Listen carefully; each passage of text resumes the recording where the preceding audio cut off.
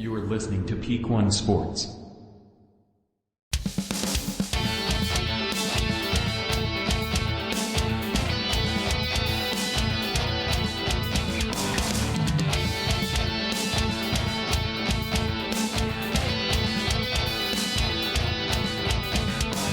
Welcome to the Bungalow Fight Show. The return. Holy shit, we're back. It's a new year, new show. We took our break, and it was supposed to just be a break for this show, but I ended up just taking a break on all the podcasts altogether. It just worked out better that way, you know? Yeah. I mean, this one, it wasn't, we had planned on it pretty much anyways because there was such a big break in the UFCs. But with just holidays and, like, you know, kids being off for break, and like I said, I had my niece over here for the entire break, and just for all the reasons, it just worked out. Yeah. So we're back. Yeah. Be happy about it. We're going to give you winning picks again. Yeah. I don't know. I thought about like doing other promotions. I'm still like debating on covering Karate Combat. But like yeah. I'm not willing to cover Bellator. I'm not willing to cover Well, Ryzen. I mean, story-wise, like just news-wise, we obviously kind of cover everything when there's a big story. But as far as like picks and stuff, it's like if we do picks on other stuff, it's like we definitely need to keep our UFC picks separate. You know what I mean? Like, yeah. And that was Alexis has kind of retooled the way we're going to be keeping track of our picks and giving you guys picks going forward. Oh yeah. And kind of. I think it'll actually, the way I'll let Alexis explain what we're going to do, but I think it's actually going to, even though we do have a winning, you know, professional style picks record as we've been doing it, like, yeah. I think separating it kind of the way that Alexis is going to explain to you guys and the way we're going to kind of showcase it to you guys now, it's going to show even more success, right? Because it's not going to be like, just do this giant parlay. You know what I mean? It's going to, yeah. You know, which obviously I'm always going to do the giant parlay. That's what I do. You know what I mean? But breaking it down into like, yeah, if you want to be, I don't know how we kind of breaking it down into like smaller bets and yeah, you can do your big parlays here and there, but it's like, you know, here's these dogs, here's kind of more sure money, here's this and that. And so like, what's your new status? Like, what are we doing? So, all right. So we're basically keeping our record that we have now, but that's our lifetime record. Sure. Since there is an obvious break in the UFC, the 2024 season will have its own record. Okay. And then that will end in December, like, you know, the previous year, and then it'll still be added to the lifetime record. Right. Every time we pick dogs, like I'm pretty, I'd say like decent at picking dogs, so we're keeping track of our dog picks. Right. That's in its own separate category. And then props, like I feel like I've been throwing out props randomly. We've been willy-nilly with our props, and like we end up betting on them when we're texting back and forth like day of the fight. But as far as like presenting them to the listeners and stuff like that, we're gonna, I think, being a little more detailed. I'll get more detailed with the graphic that I put out, basically, you know what I mean, and having things kind of more separate on there as far as like, here's our money line, here's our dogs, here's our, you know, here's our props and things like that. Yeah, and like honestly, props is what makes like the UFC night for us. Oh yeah, so we'd say it all the time. Like I think the last time I really won was because I threw in the Leon Edwards prop right at the last second or whatever. You know what I mean? Like or was it one before? I can't remember which one it was. It was the Jalen Turner. It was Jalen Turner knockout, and then the Volkanovski. No, I had Islam Makhachev KO, which was pretty big. No, but my last minute, I think it was Jalen, because they were the last two fights, weren't they? Wasn't it the Jalen Turner fight and then the Makhachev fight on that card? It was whatever it was. It was Jalen Turner co-main, and whatever the main was And right before the Jalen Turner fight, I had lost all my money. I had freaking $20 left, so I put $10 on a Jalen Turner knockout and $20 on the main event knockout, and I won them, and it saved the night. And so I think too, also, I think we'll try to be, or at least I will, like you and I, because you and I have our discussions and our minds change as the fights go on. I think with the social media, we'll get on there, and if we change our minds during the fight or like do something like that, I'll even put it out there like, hey, I'm making this fucking this Hail Mary knockout bet right now because I know we lost the rest of the card, but this is gonna save us. You know what I mean? Yeah, that's true. So that, and then also, like you mentioned parlays, like I will be doing a 2-fight parlay. Okay. And then a bigger parlay. So I'm like, you can take the snake venom of the big parlay, or you can just do the 2-fight parlay, because most of the time the 2-fight parlays hit all the time for us. Well, and that's another thing too, is when we break it down like that, because we've talked about it, but we've never really got into it, is that, we've picked our 8 fights for, picked them from the card. But then you and I sit down, and the first fight of the night, even if it's not on our big parlay, we usually do a parlay of the first fight, second fight. And if that one hits, then we'll do the third fight, fourth fight. Like we kind of and we talk about that and just putting a couple bucks or doing smaller parlays on 2 or 3 the next 2 fights or whatever, because it keeps the interest going and makes it fun to watch the whole card, rather than just sitting there waiting for, I don't got to bet till fight number 6. You know what I mean? Like, yeah, you don't really care at that point. You're just like, get through this shit. But if you sprinkle a little bit on the first 2 fights of the night, and even if it's not our, sure thing, like these are, what's going towards our record per se or whatever, like, we're sitting down, it's a couple hours before the fight card. Here's our 2-fight parlays for the night that we're going to just work through the card with, better discretion advised kind of a thing. You know what I mean? And I'm also, instead of like, choosing 8, since we're keeping track of everything, I think the main focus of this is going to be props. I'm going to do picks for the entire card. And then, like, say WMMA happens. I was like, we're not using that one. That'll be a separate category. Separate category for WMMA. Oh yeah, okay, all right. I think WMMA as well. Still, we've won fights here and there, but it's much more for as unpredictable as MMA is in general. Women's MMA is that much more unpredictable sometimes. We're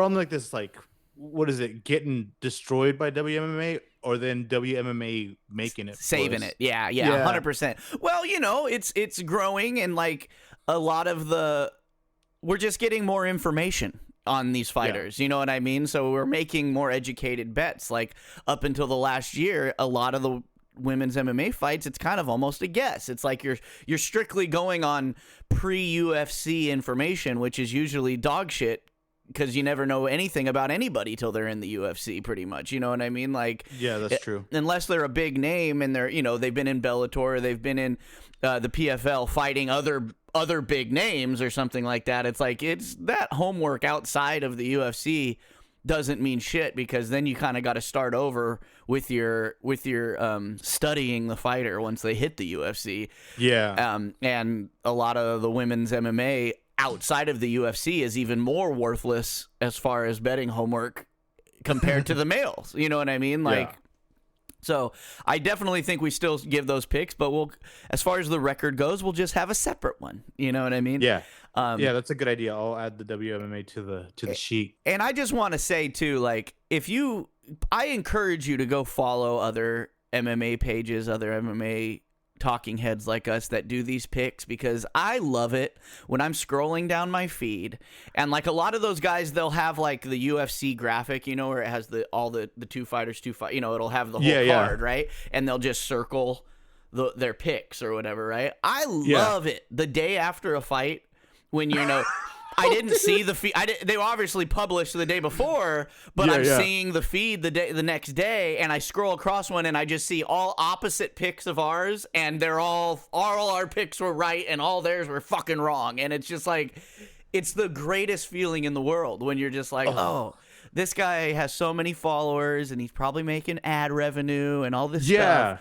And it's like, but look at how wrong he is. You know what I mean? Destroyed the fuck out of him. Yeah, it's pretty crazy. There is, what is it? I remember. I think his name is Hey Jive Picks. Yeah, I've seen his stuff before. So like he had like this 3-fight parlay, and then like he put what's her name? Gosh, he always does nicknames, but it was the last fight Angela Hill fought. Oh yeah, Angela Hill was a dog. Yeah. We Bruna won that Brazil. fight. Yeah, Bruna Brazil. Yeah, or something like that. And yeah, he was like, she's gonna destroy Angela Hill, and like.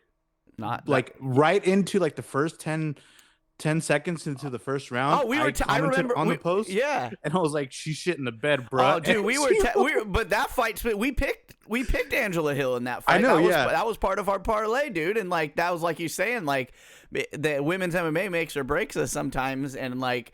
But Angela Hill, she's a crafty vet now, so it's like we've got plenty of Angela Hill homework to know that.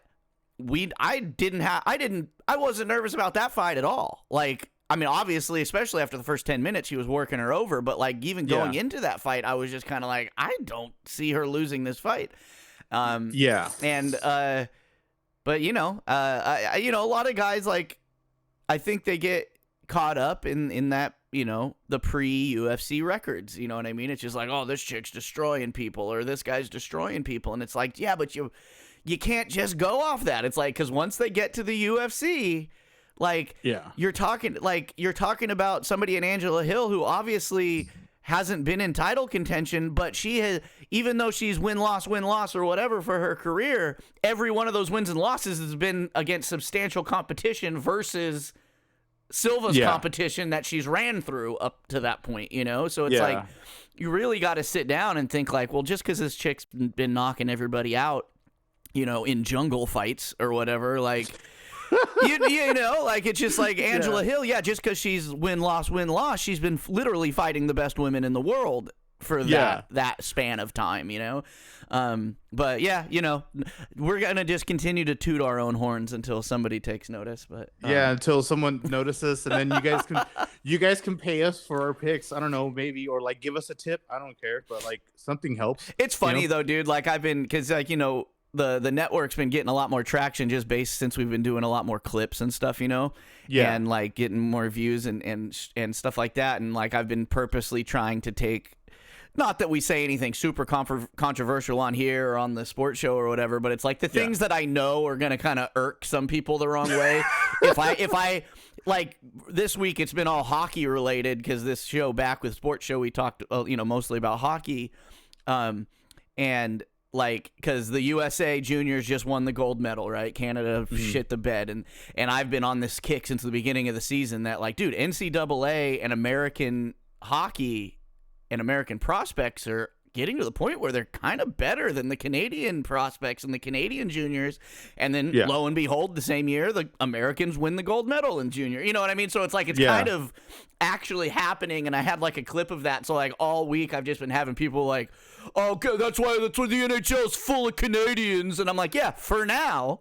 You know what I mean? Like, it's like, oh, that's why all the best teams have Canadians. And it's like, yeah, for now, you know, but it's like people just hate on that shit. And then, like, I had a take of, like, the Winnipeg Jets are in first place, like, and all, you know, all the other Canadian teams are, you know, either shit in the bed or constant disappointments over the years. And I'm just like, watch, of all the highly touted, like, historic Canadian franchises, the Winnipeg Jets are going to be the ones that bring the first, like, modern Stanley Cup to Canada.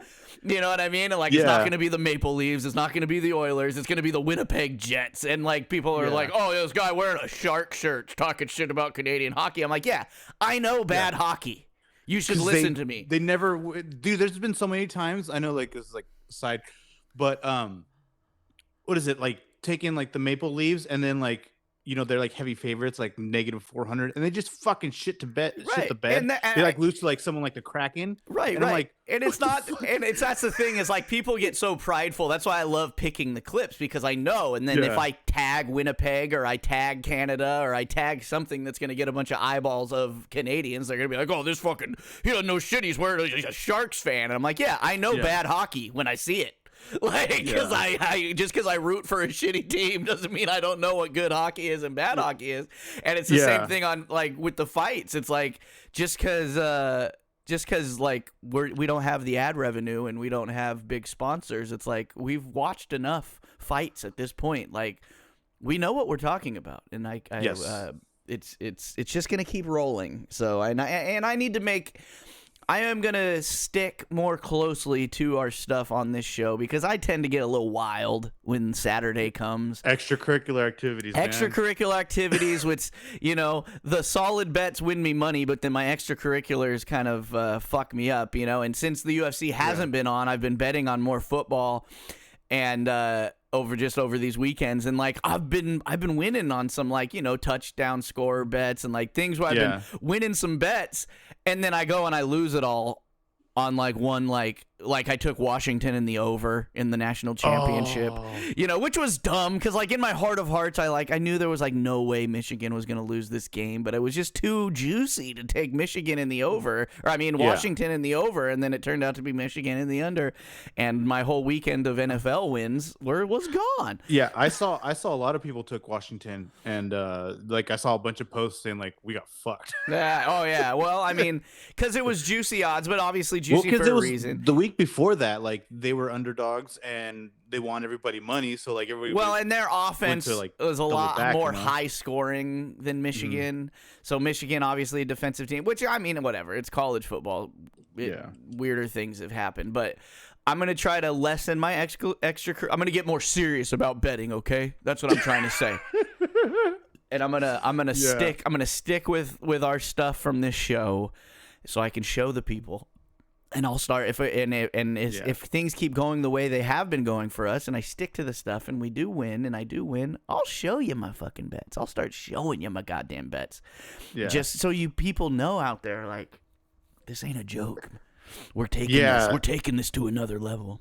Unlike this other one, I'm not gonna name their name because I don't really know it, but like every time there's like a fluke or like out of nowhere finish, like there's immediately a bet slip up, and it's like some crazy amount, like $3,000 bet on a prop that happened, or like like a lot of that shit's fake. And I was like, Jesus Christ, like how do people like not see that that's fake? Yeah, and that's the thing. Like, you get into this investment. There was just there was a recent one, an NFL one, where this dude like won like $15 million because he did like like an 11 or 12 leg anytime touchdown parlay with all these players throughout one Sunday, each one scoring one touchdown or whatever, right? And it was just so obvious that it was fake, but it like made like news, like on all the fucking podcasts. It was on everybody's feed, like this TikTok of this dude winning this parlay and stuff. And it's like, dude, that is obviously a sponsored post by that. You notice that his bet slip was it wasn't DraftKings, but it was like it was very shown of whatever he placed the bet on, and it's just like because that's what they're wanting you to see, that TikTok of this guy winning $15 million on one bet. Because what the fuck are you going to do next weekend? You're going to go place a 12-leg anytime touchdown parlay, and you're going to lose your $20. You know what I mean? Like, and 1,000 people are going to do that based off of that one fake TikTok, and that it is what it is, and that stuff, fluky stuff like that, does happen, but it just it don't happen that much. It doesn't happen every weekend, let's say, and you could go on TikTok, you go on social media and find some crazy fluke bet that somebody won so much money on every weekend, and it's just like bullshit. Like there's no fucking way. Like, but what are you gonna do? True. People are stupid, and but then that's what they do it. But and that's what I'm saying. If any of you betting sites out there want to throw some money my way to make some fake betting slips, I am down. So yes, dude, my bookie sent me mail. They ever sent you mail before? Oh yeah, dude, it's annoying. I'm just like, what the fuck? I was like, just the other day, I was like, what the fuck is this? I was like, my bookie sent me mail. Anyways, all right, dude, let's get into this fight night. Or any news or anything you want to bring up? I know it's been a while, but I don't know. Do you really want to talk about Francis Ngannou? Francis Ngannou, Anthony Joshua are going to fight. Blah, blah. I'm sure we'll talk about that plenty coming up, and just how stupid it is. Like what you said, you can't wait for the pre the pre-show concert. Yeah, that's what I'm looking forward to. You got the DDP Sean Strickland shenanigans from the last card when they fought in the stands and shit, and the backlash from that.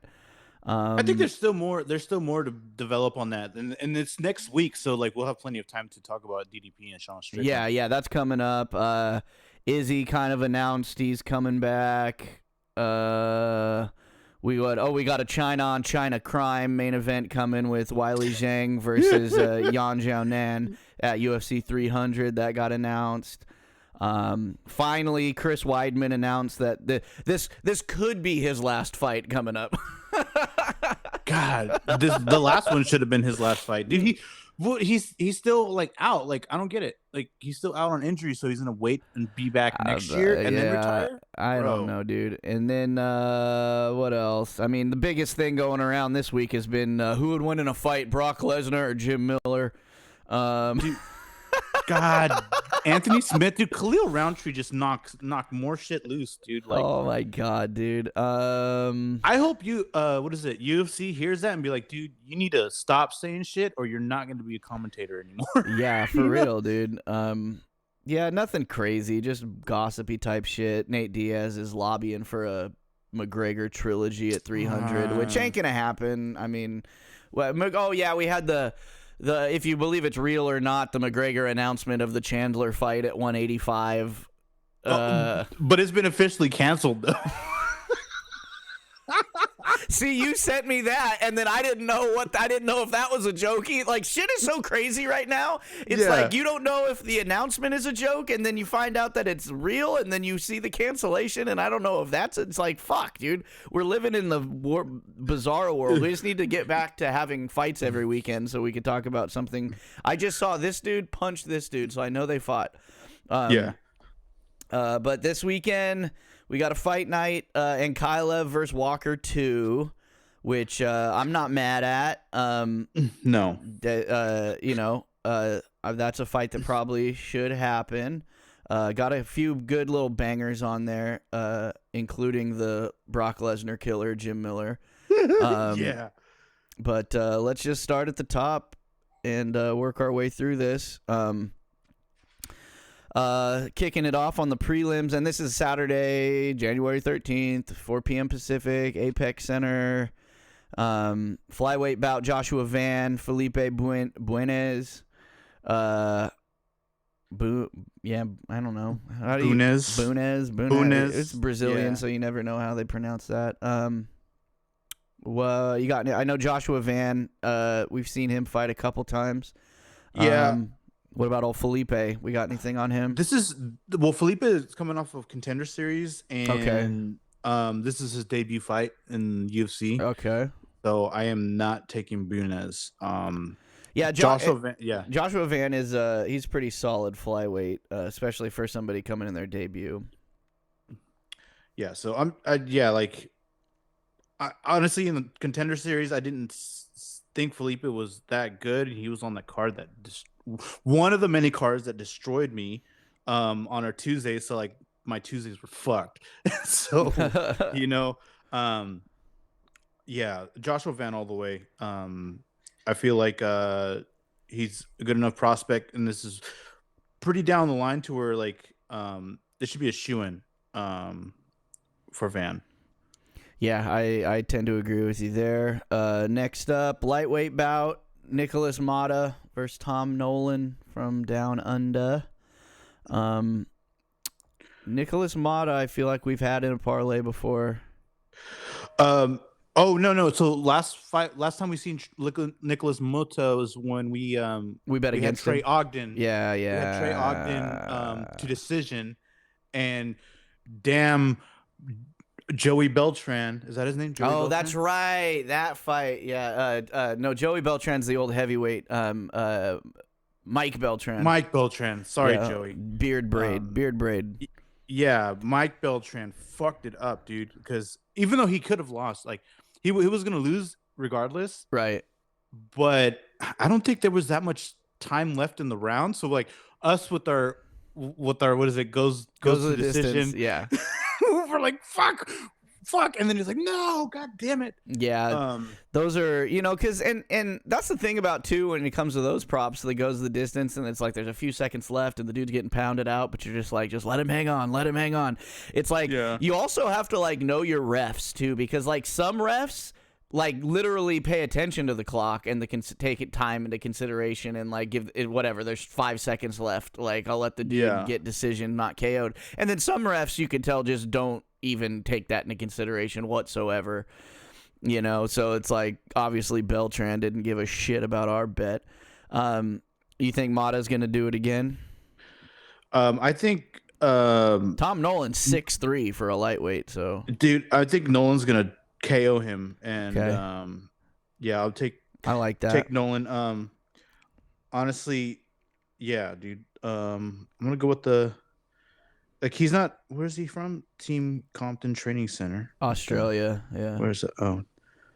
Oh, team. Okay, I thought it was like, is that here in Compton, California? Yeah. I was like, whoa, bro.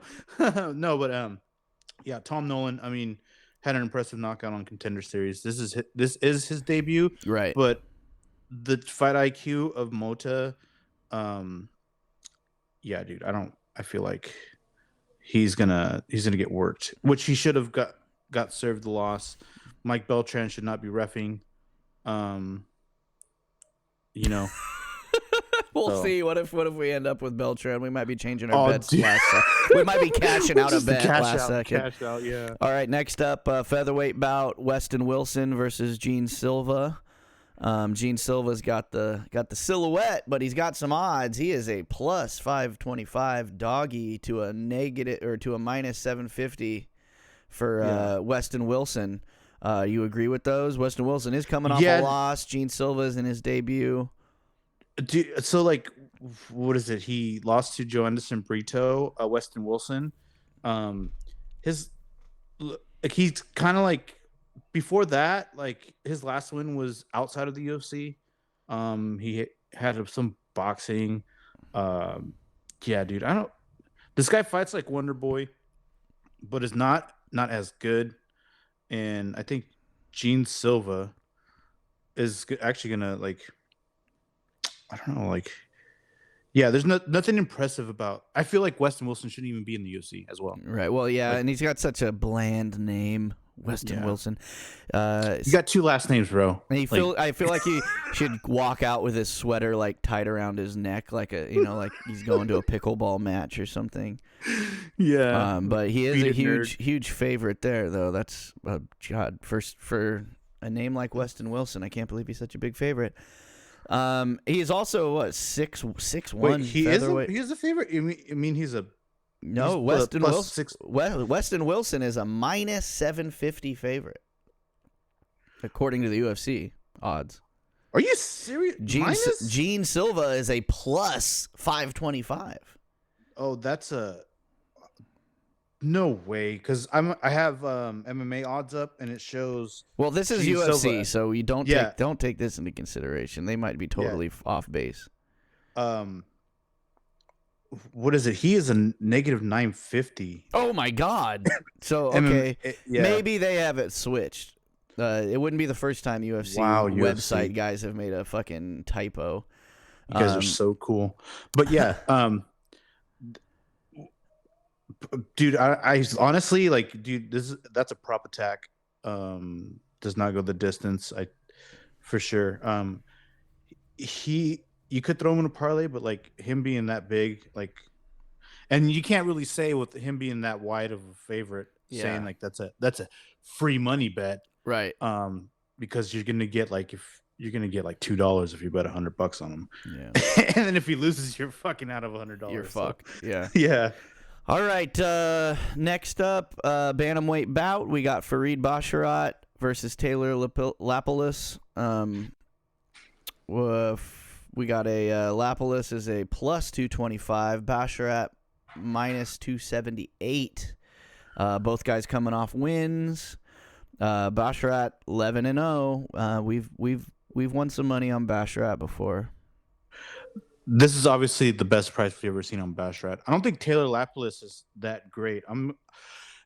Okay, so Freed Bostrat is 11-0, but like he's still underneath the 12-0 conspiracy of like no one goes past 12 Right. things. So like I feel comfortable taking Bastrat again, even though he's like a monster, spams takedowns, he's a lot more powerful. Right. Lapidus is good, but yeah, I'm not questioning it until And after this win. It's hard to bet on France, dude. I can't bet on that French MMA, dude. No, I mean, yeah, like he's just what is it? His last win was the fight night in France. He was one of my extracurricular bets, and I also took him to KO, but he didn't. He just I don't know, kind of like he has power, but like in the middle of the second round, it seemed like it just stopped. It was like, okay, I can't knock you out anymore. I'm just gonna. I remember chill. that fight. Yeah, he definitely took his foot off the gas and just was fighting for a decision. Yeah. Yeah, Fareed Bastrat, I'm take him. That's a great price on him. Yeah, minus 278. Like negative 600, 700. So yeah. Yeah. All right, next up, bantamweight bout. We got Marcus McGee versus Gaston Bolanos. Haven't heard that name. I feel like Gaston Bolanos been out for a while. Yeah. I don't know why he's in the UFC. To be honest. They don't I remember they don't have the odds up for this. That's all I've seen. Okay, well, honestly, I've watched Gaston Bolanos. It's been long time.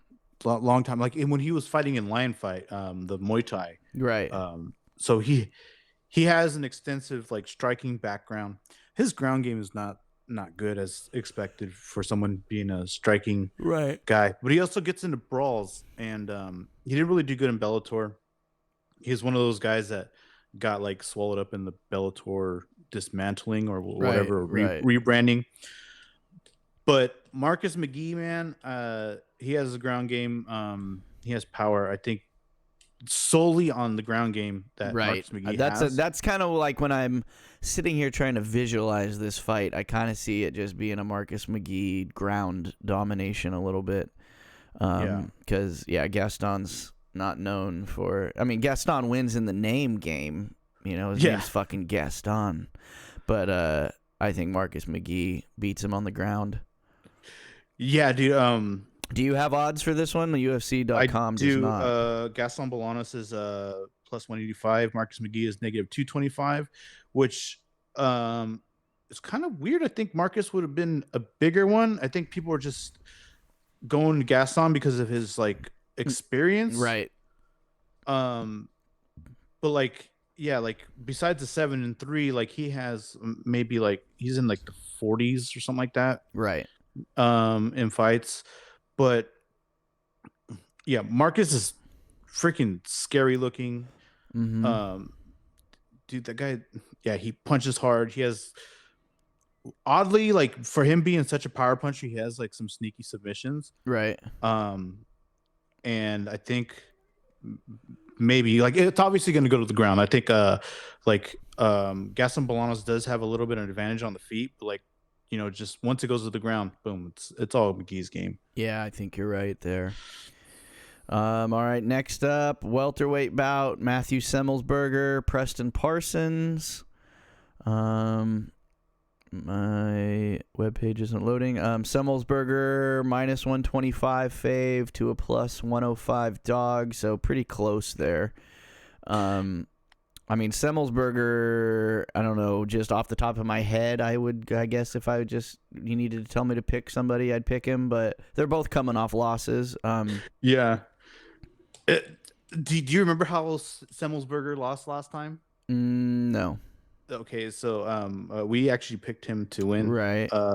And he was winning the fight until he lost it. Oh, you know what? I remember he made such a big mistake, and it was like one of those fights where we're just like, this is shoo-in, like we got the money line, we don't have to worry about nothing, and then all of a sudden he gets TKO'd. Right. Like I remember. Yeah, he was dominating the fight the whole entire time, and and then just got smoked in about a 15-second period. But up against Preston Parsons, another one of these guys should have his sweater tied around his neck, heading to pickleball. That's a name. What do you? I don't know. I like Preston Parsons' spam takedowns. Like obviously it's Semmelsberger is dangerous, but he does make a lot of mistakes. Yeah, and this is Preston Parsons is a guy who I think he's not going to blow your hair back, but like you said with the takedown, like he kind of sticks to what he's good at and just keeps doing it. Yeah. Where Semmelsberger is obviously a little unpredictable. Yeah, so like what Preston Parsons has a bunch of subs on his record from like, the spam takedowns. I feel like would just like say Parsons gets clipped, hits a takedown, Semmelberger's going to want to try to like go game for game. And then with just like the experience of Parsons, I think he'll be able to lock something up. Okay. All right. Yeah, I kind of like that. And he's a dog, so that might be a little live dog for you there. He's not a huge one, but still plus money. And then prelims main event, we got the old man, Andrei Arlovski, heavyweight bout. Andrei Arlovski still doing the damn thing against Waldo Cortez Acosta, much younger man. Cortez Acosta obviously only got one loss. We don't got to say a lot about Andrei Arlovski if you don't know who he is. What are we talking about? Plus 440 dog for Andre, minus 600 fave for Waldo. What do you think, dude? I mean, can Arlovski still pull out a win in the UFC at where he's at right now?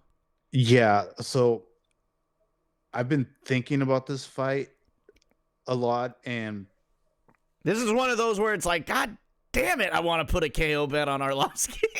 Yeah, like, okay, I know you said that. So like we've taken Waldo in the past, and I think I've taken like a round one prop and KO stuff like that, which he won like with Lucas Bresky, right? But so like if you look at like his past fights, like he won Chase Sherman. Chase Sherman's out of the UFC, right? Jared Vandera, not really thing, but he lost to Marcos Rogero de Lima, who lost to Derek Lewis, right? And I watched like pretty much all those fights, man, dude. Acosta's really wild. I mean, he throws. If it goes outside of the first round, I think he's really in trouble. Mm-hmm. And with Arlovski being able to like, and his new fighting style is like avoiding big shots, right? And with him, Acosta being so wild, and then Arlovski is very he has like disciplined boxing, so it's like it's almost one of those where you see Acosta coming in with some wild hooks, and Arlovski just straight punches, you know what I mean, and like catching him with something hard, straight right down the middle. Nothing crazy looking, but just one of those wild punch, using his own momentum to a little clip shot, and Arlovski knocks him out, and I win a bunch of money. Yeah. So I originally, without looking at the odds, I just like looked at like the fight card like on Google, or it shows the list of fighters. Right. It's just and I was like, oh, Acosta, and then I saw the odds, and I was like, no way he's worth right. negative 600, 700. It's got to just be basically based on Arlovski being so damn old. I mean, yeah. I mean, he's Arlovski's record is 34-22. Dude, that's insane, dude. Yeah. To still be in the UFC and have that many fucking fights is crazy, dude. Like 34-22 against a guy who's 10-1. Like, yeah. I mean, honestly, dude, like some guy, yeah. I mean, also, although like, Cortez Acosta went the distance in like the fight before Marcos Delima, oh wait, no, I'm looking at that's never mind. That's not I'm looking at Andrei Arlovski's record. Okay. All right, so now Cortez Acosta, everything, yeah. What is it? Chase Sherman, he went to decision. Jared Vandera, but everything's like punches round one. There's a Right. couple round twos and round threes. Yeah, I think pretty much. Once it gets out of the first round, it's kind of like the boat's sinking for Waldo Cortez Acosta. I think I agree So with I'm you. gonna take Andre Arlovsky. It's And exciting. if it goes to decision, we know he's going to win for sure because the Yeah, judges I always would put pick a him. money line on Arlovsky with just a little fun KO sprinkle maybe in there. I don't know. We'll see how I feel on the day. Well, See, that's me getting to those extracurricular activities. This But- is what like I'll do like the Arlovsky, which is not going to be that much because like plus 5-1, like you're obviously going to get back right. a pretty big amount, but like you just do both sides and whatever hits, you That's- still come out on top. So This is true. All right, moving into the main card, middleweight bout: Phil Haas versus Bruno Ferreira. Bruno Ferreira is a slight favorite at -118. Oh yeah, -118. Don't even know plus money in this one. Phil Haas a -102. So both on the technically favorites. One's just more of a favorite than the other. That's kind of weird. You rarely does see it pick them? Yeah. pick them like that. Both coming off losses. Both, I mean, pretty evenly matched fight here. What are your thoughts on this one? I think Phil Haas doesn't have a chin. I think you're right about that. And like the shadow in the UFC picture I'm looking at right here kind of looks like he actually doesn't have a chin. But yeah, I think Bruno is probably the safer pick on this one. But it is a pick 'em, so if you want to stay away from something, it's probably this one. Yeah, I just look at like Alaskarov, like put him out. Roman Dolidze put him out. Oh yeah, But there was a weird one, like Chris Curtis. Like Chris Curtis is good, but like you don't see him knocking out people in the first round. right. You don't see him starching people like he's that. like he sets up. He has good boxing but fundamentals. he's but an he takes you- outworker. He's an outwork you kind of a guy. Yeah, he beat Phil Haas like with the counter left in the first round.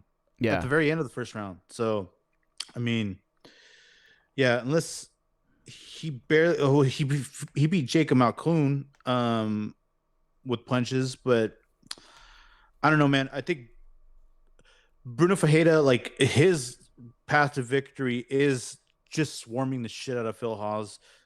Phil Haas does have grappling, but dude, just throw caution to the wind, like whatever Ferreira does. and I think you knock him out first Yeah. round. It might be a little first round prop in this one. Yeah. Next up, bantamweight bout: Ricky Simone versus Mario Batista. Couple bantamweight veterans here. God, my freaking internet is slow today. Here we go. Ricky Simone -175 to a +145 to Mario Batista. Ricky coming off a loss, Mario coming off a win. What do you think? Dude, I'm gonna go. It's a short notice for Bautista. I think. Is it a short notice? Okay, that think kind of yeah, changes it a little bit. His last win, he won. He won against Damon Blackshear, but that was that weird. Like I'm gonna fight again next week after I won. Right. So I'm not gonna hold that win like being like an amazing win because obviously Damon was compromised for fighting the week before that. Right.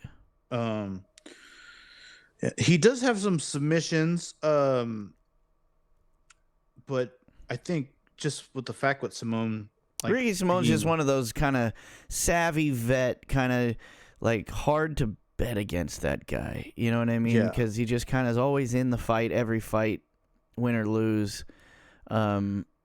Yeah, I got my heart says Ricky Simone on this one. Yeah.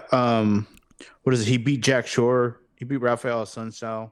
Yeah, his lost to- resume definitely much better win and loss to Batista. Yeah, so like his last loss is Song Yadong. Like that's not like a bad loss. No, not at all. Song Yeah. Yadong is pretty good. So yeah, I mean, and like honestly, Simone has like a bunch of like sprinkled out submissions and KOs. So like I think this is a pretty more bigger advantage for Simone since he's actually had a fight camp instead of like this Yeah. is like a week's notice of fight And for even Batista. even that being said, though, this is definitely a fight I could see going to decision. Yes. And Ricky Simone, even if it's a like a unanimous or like a obvious decision for Simone, like Batista's no slouch, but like you said, a short notice, Simone being who he is, maybe put a fight goes the distance prop on that one. I don't know. Next fight up, big boy, another old man, Jim Miller, and no, he's not fighting Brock Lesnar. He's fighting he's fighting Gabriel Benitez. And at 40 whatever years old, Jim Miller is a motherfucking favorite at +1 or -120. Obviously both guys coming off wins. Does Jimmy got one more in him? Has he got one more bet for us? Well, honestly, he's going to be on the UFC 300 at least that's what the rumors say, or that's like confirmed, I think. Like win or lose. Yeah. Well, he has to win, man. Like honestly, Gabriel Benitez. Well, I remember what was his last chart? Was it Charlie? I don't even know who this guy is. Last year. Okay, so this guy's been on a layoff. Jim Miller's been like active. Yeah. And dude. Old guy, like man, we're taking Arlovsky, even though he's old as shit. Dude, Jim Miller's old as shit. Let's do it. We do a little do a little old man 2-fight parlay, people. Yeah, like combined age 82 years old or whatever. Like, yeah. So like, dude, yeah, like honestly, I could see Jim Miller submitting him, dude. I could see Jim Miller finishing this fight. Yeah, I think I see club and sub, but like, I mean the knockout's still on the table too. Like yeah. Yeah, like Jimmy got hands lately. Yeah, Jimmy's you got the old man power, dude. Right, like, right. You ain't that guy. Got pal. that fucking get off my lawn punching power, dude. Damn kid skateboarding on the sidewalk power. Yeah, I'd say Jim Miller for the win on that one, dude. I think we could go within the distance. Yeah, and then a sub prop and a KO prop, and then we just do all three that way, and then maybe a round because I don't like looking back at Batista. Like let's look at his loss, or is it Benitez? Never mind, I said Batista, wrong guy. That was the last fight. Yeah, Benitez. Yeah, before what is it? He lost to David Onama. Oh God, that's a bad loss. Standing KO. Yeah. Punches from back control. He won the knee. He's knocked people out. Lost the decision. Okay, I think he's gonna get chinned. Jim Miller, dude. Yeah, I can't back off that now. All right, co-main event. This is like kind of possibly a future title eliminator because we got number 5 versus number 6 in the flyweight division. Mateus Nicolau versus Manel Cape. Like whoever wins this fight is going to be right there for a possible title shot, especially in that flyweight division where everybody's fought everybody a million times in the top 3. And then obviously with what's his face, God of War going up to bantamweight. That opens up a spot there for sure. Manel Cape coming off a win. Where I believe he won us some money, or at least helped in a parlay. Yes, he's won us some money. And then Mateus Nicolau coming off a loss. Couple of evenly matched guy, but I like Manel Cape. That he's a hard one for me to bet against. He's a -250 favorite to a +205 dog. Yeah, I feel like Cape won the first fight. It's just like bad judging gave it to Nicolau. Right. Like I don't know, like the past couple fights, Cape has really been like super aggressive, which is awesome. Right. So that's what I like to see. He gets on the mic and calls people the F word. which is pretty entertaining. And yeah, definitely entertaining. He called all city kickboxing the F word, which is, you probably know what that means right now. Hell yeah, yeah, he did. And I feel like in the flyweight division, like, not enough aggression, and the ones who are aggressive are always the ones who win. Like it, and he's been coming out like a bat out of hell. I mean, you look at the guys at the top of that heap in that flyweight division, they're just so aggressive. You know what I mean? And like, there's decisions or not, that fight, they're just all so fast and so everything. The guys who come out like little buzzsaws seem like they're more successful. And Manel Cape, like you said, has kind of been that guy. And I think he wins this, and I think he gets a title shot. Yeah, I would hope he gets a title shot after he wins. Because I think he did fight Alexander Pantoja. But like, dude, yeah. So like, he did lose.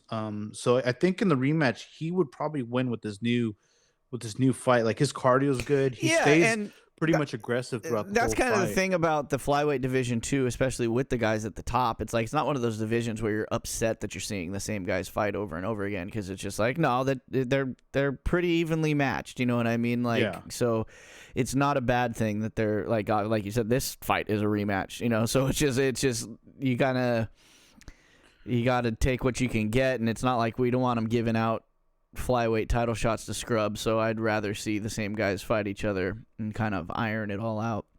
But all right, main event, light heavyweight bout number 3, Magomed Ankalaev versus what's your ranking, Johnny Walker, number 5? What was that? Where'd it go? God, dude, this internet. Where'd it go? This internet is suspect. I'm on Topology. It doesn't show his ranking. Wait, number 7. Number 7? Number 7 versus number 3. And Ankalaev minus 455 fave, which I think he deserves that. Johnny Walker is just a real live dog though at plus 350 for me. Yeah. Dude, I'm so troubled in this one. I do have and the rare, both guys coming off a no contest. You know what I mean? Honestly, it should be a DQ. We shouldn't even be talking about this. Right. Ankalaev should have been DQ'd. Yeah. But dude, I don't know, man. Like, so Ankalaev starts out slow. He obviously does have an advantage in the wrestling. But ever since the Jan Blachowicz fight, dude, like he hasn't been, like, something happened to him after that fight.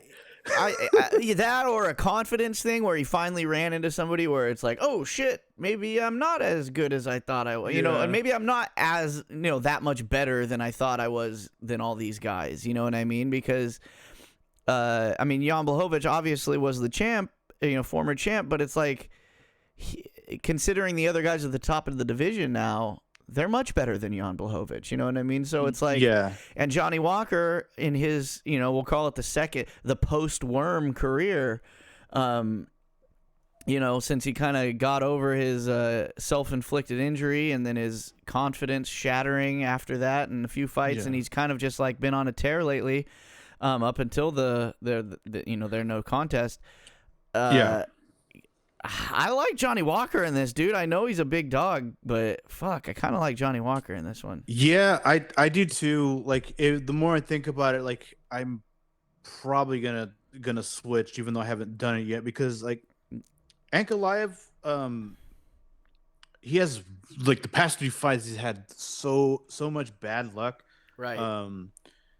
So yeah, and honestly, I would want Johnny Walker to fight Alex Pereira. Yeah, me too. That's a funner fight, Ankalaev, because Ankalaev would be like, we already know you're just gonna take him down. I'd rather see Johnny Walker fight anybody than Ankalaev fight anybody, just because of the fight styles, especially the guys at the top of that division. You know what I mean? Yeah. Like, Jamal Hill, like all those guys. Like, it's gonna be a funner fight to watch.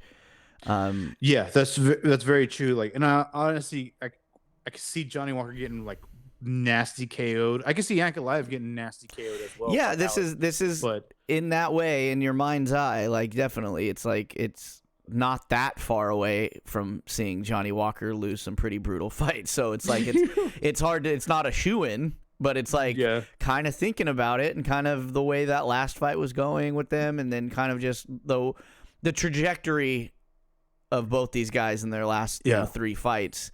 So like here's the thing, like I like Johnny Walker. I don't like John Kavanagh. Right. I think that's a problem for me. Yeah. That's a problem. I like Magomed Ankalaev, but he has bad fight IQ. Right. So, honestly, like the funner fight to watch after this, like say winning, is Johnny Walker versus Alex Pereira. Right. Which we're voting for the next fight, not this one. Yeah. So like, I think like that's how I'm gonna choose. Like I'm gonna take Walker. Sprinkle the KO. He tried to do it last time. Yeah, he tried to bait him into that flying knee. But I don't know. He just like maybe he just threw it too fast. Ankalaev does move really slow, right? Except when he's kneeing somebody in the head to get disqualified. That was pretty quick. Yeah. Well, and that's the thing. That the way he kneed him and how egregious it wasn't even like it was. You could even have said it was an accident. Like, maybe he was in panic mode because he, you know what I mean? Like, Johnny Walker was coming on a little bit, you know what I mean? Yeah. Like, but you never know. Like, and, hopefully Kavanaugh can put a game plan together to where Johnny Walker can land some shots. Although Johnny Walker doesn't strike me as a guy who takes your game plan and runs with it. He seems like he goes in there and just does it, improvs the whole fucking fight. I feel like Johnny Walker should, like, I like him being patient, but like, I don't think it should be like one punch and then wait for the setup and then that's not knee. where you're gonna throw the knee. You need to like barrage. That's not his success. He's successful when he goes out there and acts like he just got here. You know what I mean? And just not necessarily throwing caution to the wind, but like you said, like he's successful when he throws a big combo and that knee comes at the end of a combo, not like pop pop pop pop pop knee. Like it's just gonna be like a flurry kind of a. Yeah, it's like don't just throw one punch in the knee. Like throw 3. Yeah, and then the knee. And he's got such a speed advantage, like that would work to his advantage fighting like that. But we will see when we put out our official picks. Look for that new graphic coming out here at the end of the week. But we're back in business, folks. The fight show's back. Yes. The UFC is back. And we'll be bringing you this shit every week again now. So, thanks for joining me, buddy. And we will keep you guys posted. And again, follow us on all the social medias because we will try to be a little more involved on Fight Night. Squirting out any little tidbits of information or other alternative bet ideas we might have in the moment. So, I didn't do any sponsors at the beginning, but, Betalytics, fucking Shank It Golf, all that stuff. We'll figure that out on the next one. But, and then, that reminded me. So, I was thinking about, like, with the retooling, like, maybe doing, like, underdog fantasy. I tried it on the last card. It's terrible. I did. It was a while back. Kyle, our buddy Kyle, tried to get me into doing that with him, but it's just not as fun as doing real bets. But anyways, all right, everybody. Thanks for tuning in and enjoy the fight.